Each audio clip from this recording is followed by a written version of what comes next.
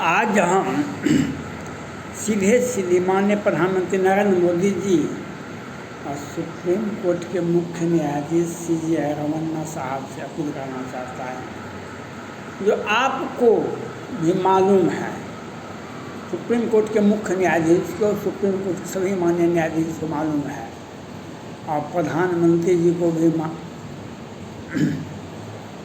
यह बात का पता विधिवत है, सभी को पता है। बिहार के पूर्व मुख्यमंत्री निवर्तमान मुख्यमंत्री नीतीश कुमार जी पर हत्या का मामला दर्ज है। आँख मूंद लीजिए, मुंदहु आँख कतहु कछु नाही, मुंदहु आँख कतहु कछु नाही, लखनलाल ने परशुराम जी से जनक धाम में कहे थे ये बात। और आप लोग आंख मूंद लेते हैं जानबूझ करके, हम नहीं जानते हैं, अब तो जानते हैं, अब क्या कीजिएगा। 1989 में सीताराम सिंह की हत्या हुई थी दिन के उजाले में। न्यायालय भी अपने लोगों के बारे में जानती है, लेकिन उसे संरक्षण देना, अपने लोगों का संरक्षण देना इनका नैतिक कर्तव्य है। प्रधानमंत्री नरेंद्र मोदी जी हर सभा में कहते हैं जय श्री राम, जय श्री राम, लेकिन ये कौन सा राष्ट्र धर्म है? माननीय प्रधानमंत्री नरेंद्र मोदी जी, आप ये बताने का प्रयास करें भारत की नागरिक को। एक हत्या का मामला दर्ज है। आपके पहले मनमोहन सिंह प्रधानमंत्री हुआ करते थे भारत का। उन्हीं के समय में यूपीए गठबंधन में थे लालू प्रसाद यादव जी, उन पर चुनाव से वंचित, चुनाव में खड़ा नहीं हो सकते थे, उनको रोक लगा दिया गया। राहुल गांधी ने इस बात का लोकसभा में मामला उठाया कि नहीं, जिस व्यक्ति को अपराध है, भ्रष्टाचार का मामला था, हत्या का मामला नहीं दर्ज था। लेकिन लालू प्रसाद यादव जी को चुनाव से रोक लगा दी, चुनाव लड़ने पर रोक लगा दी, कोई भी सार्वजनिक पद नहीं ले सकते हैं। लेकिन माननीय प्रधानमंत्री नरेंद्र मोदी जी, मनमोहन सिंह कभी जय श्री राम, जय श्री राम सभा में नहीं कहते थे। ये आपको भाजपा के और जय श्री राम का मतलब है हम राम के आदर्श को लेकर चलते हैं, हम राम का राष्ट्र धर्म लेकर के चलते हैं, हम राम का सामने, राम का जनता के लिए हम सबरे के यहाँ भी जाते हैं, हम अहिल्या का भी उद्धार करते हैं, हम सम धर्म संभव की भावना रखते हैं। राम को यही कहता था। लेकिन आज आप मौन रहे तो क्या हुआ? मौन तो थे, लेकिन विडम्बना तो सभी के साथ होता है, विडम्बना तो सभी के साथ होता है। नीतीश कुमार जी पर बहुत सा आरोप है। आपको विधिवत सूचना दी गई है, जो विधिवत सूचना दी गई है 2020 में ही पटना हाईकोर्ट के वरीय न्यायाधीश के द्वारा, पटना हाईकोर्ट के वरीय न्यायाधीश राजेश कुमार जी, राष्ट्रपति भवन, प्रधानमंत्री कार्यालय और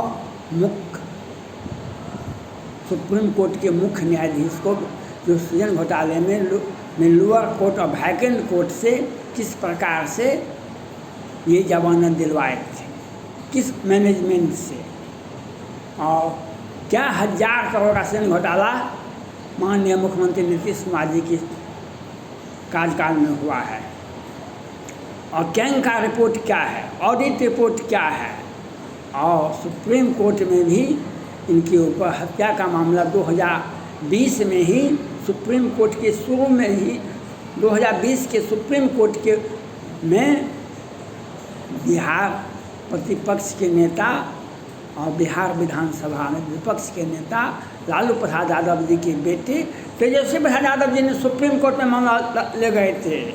2020 के शुरुआत में ही, और यह बात सुप्रीम कोर्ट को भी मालूम है, यह बात प्रधानमंत्री जी को भी मालूम है। अगर आज या कल शपथ ग्रहण हो जाता है तो आपको माननीय सुप्रीम कोर्ट को और भारत की न्यायिक व्यवस्था को और माननीय प्रधानमंत्री नरेंद्र मोदी जी को हम यह बात कोसते रहेंगे। अपनों को कैसे बचाया जाता है ये माननीय प्रधानमंत्री नरेंद्र मोदी जी से सीखिए, और माननीय सुप्रीम कोर्ट के CJI रामन्ना साहब उनसे पूछिए, उनसे सीखिए। एक आपराधिक व्यक्ति को आप कैसे, पहले मालूम नहीं था हमको, अब तो मालूम हो गया, आपके यहाँ याचिकाएं दायर हो गई, अब आप क्या कीजिएगा? अब आपको राष्ट्र चलाना, न्यायालय चलाना, धर्म का करना बहुत तेजी खीर है। बड़े बड़े दायित्व, बड़े बड़े पद लेने के लोग बेचैन होते हैं, लेकिन उस पद का दायित्व का निर्वाह करना संविधान के अनुसार नियमानुकूल काम करना बहुत तेजी खीर है। सबसे नहीं होता है। कोई व्यक्ति राम नहीं हो सकता है, कोई व्यक्ति कृष्ण नहीं हो सकता, कोई व्यक्ति मोहम्मद पैगंबर नहीं हो सकता, कोई व्यक्ति जीसस क्राइस्ट नहीं हो सकता है, कोई व्यक्ति भगवान बुद्ध नहीं हो सकता है। लेकिन आपको मिनिमम कानून तो पालन करना पड़ेगा। आज अनंत सिंह को सजा हो गया है, बिहार विधानसभा में विधायक थे, उन पर चुनाव पर रोक लग गया, और पूर्व सांसद आनंद मोहन जेल में हैं और उन पर चुनाव रोक लग गया। और राजद के अनेक विधायक हैं, उनके यहाँ भी संपत्ति पकड़ा, उनको भी चुनाव पर से रोक लग गया। और लालू प्रसाद यादव जी, डॉक्टर जगन्नाथ मिश्रा जी पर भी चुनाव पर रोक था चारा घोटाला में।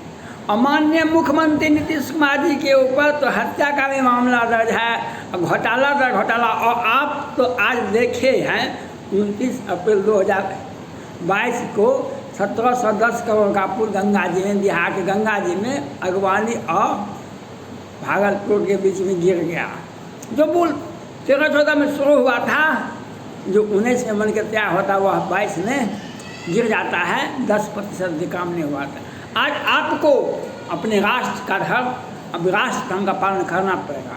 आपको सुप्रीम कोर्ट के मुख्य न्यायाधीश जी रामन्ना साहब को और सुप्रीम कोर्ट के सभी माननीय न्यायाधीश में अपील है, अगर नीतीश कुमार जी का शपथ ग्रहण होता है तो न्याय कैसे भारत में मिलता है और कैसे न्याय माननीय सुप्रीम कोर्ट बचाते हैं, व्यक्ति विशेष को यह भी हो जाएगा।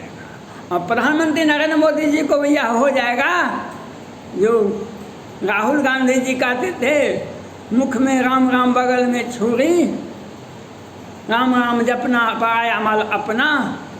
यह बात सत्य हो जाएगा, यह बात सत्य हो जाएगा। माननीय प्रधानमंत्री नरेंद्र मोदी जी, राष्ट्र धर्म को निभाना बहुत कष्टदायक है। सुप्रीम कोर्ट के माननीय CJI रामन्ना साहब से मेरा अपील है, राष्ट्र धर्म को निवाह करना, अपने कर्तव्य का पालन करना साधारण व्यक्ति से नहीं हो सकता है, बड़े बड़े व्यक्ति से नहीं हो सकता है।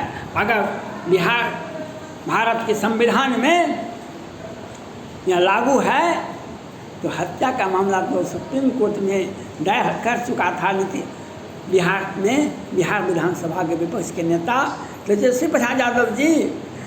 तो क्यों आप नीतीश कुमार जी पर तो क्या हलफनामा पहले देता जाता था, उसका कोई नहीं देख रहा था, वह कह रहा नहीं हमें को कोई कार्रवाई नहीं है।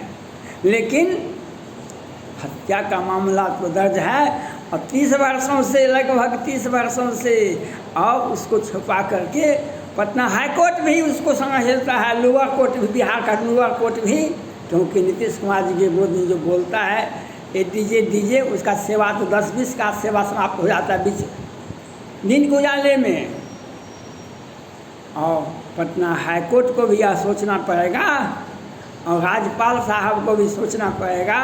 ये धर्म संकट होगा आपके सामने, ये धर्म संकट होगा आपके सामने, क्योंकि मामला तो छुपा हुआ है नहीं। मुंद आँख कतों कछु नाही। तो अब प्रधानमंत्री जी को भी यह सोचना पड़ेगा, और भारत के सुप्रीम कोर्ट के सीजे रमन्ना साहब को भी सोचना पड़ेगा, और पटना हाई कोर्ट के मुख्य न्यायाधीश कौल साहब को भी सोचना पड़ेगा। क्योंकि आप पूछते थे बिहार के मुख्यमंत्री नीतीश कुमार जी को उस वक्त, तो कोरोना से मरने वालों की संख्या बताइए, तो कहते थे कभी 6 आदमी, कभी 6-7 आदमी, कभी, और बाद में जब मामला सलट गया तो कहते हैं आप ये केंद्र सरकार का पोर्टल है, ये केंद्र सरकार का पोर्टल है, ये इसको आप देख लें अपना। और पटना हाई कोर्ट के मुख्य न्यायाधीश कौल साहब ने भी 10 दिन भी नहीं हुआ है, प्रेस भी जारी करके कहे हैं जिस भी विधायक सांसद नेता पर मामला दर्ज है उसको एमएलए एमपी कोर्ट में, बिहार में अनेक तरह का कोर्ट है, भारत में तो कम तरह का कोर्ट है लेकिन बिहार में अनेक तरह का कोर्ट है, fast track court, lower court, MLA MP court. लेकिन इनका मामला पेंडिंग आता है, इनका मामला पेंडिंग आता है। इसको हम मौका परस्ती कोई इनसे सीखे, मौका परस्ती कोई इनसे सीखे। हम सुप्रीम कोर्ट के मुख्य न्यायाधीश सीजे रमन्ना साहब से, माननीय सुप्रीम कोर्ट के सभी माननीय न्यायाधीश से अपील करना चाहते हैं, और इनके ऊपर हत्या का मामला दर्ज है। और 2020 में ही शुरुआत में ही तेजस्वी प्रसाद यादव जी इनकी याचिका को दायर कर चुके थे। उसके पहले भी खेहर साहब भी थे, सुप्रीम कोर्ट के मुख्य न्यायाधीश हुआ करते थे, उनके समय में भी इन पर बहुत बड़ा घोटाला का आरोप याचिकाएं दायर की गई थी। उस पर भी खेहर साहब ने याचिका दायर करने वाले पर भी सख्त टिप्पणी की गई, याचिका दायर वापस करो और नहीं तो 5 लाख जुर्माना करेंगे और 3 महीने की सज़ा देंगे। लेकिन आज बिहार के मुख्यमंत्री नीतीश कुमार पर कई 1000 करोड़ का घोटाला का मामला दर्ज है, जो प्रत्यक्ष है, आपके सामने है, आपके दुनिया के सामने है। मुंद आँख कतों कछु नाही। हम प्रधानमंत्री जी से भी अपील करते हैं जो आप राष्ट्र धर्म को बचाइए, राष्ट्र धर्म को बताइए। कोई आरोप किसी हत्या पर मामला दर्ज है, उस पर आप FIR, उसको सजा, उसे शपथ ग्रहण नहीं ले सकता है, उसको शपथ बने। हम भारत के महामहिम राष्ट्र नवनियुक्त राष्ट्रपति से अपील करना चाहते हैं, आप इस कार्य को देखें, जो आने वाली पीढ़ी आपको याद रखे। धन्यवाद।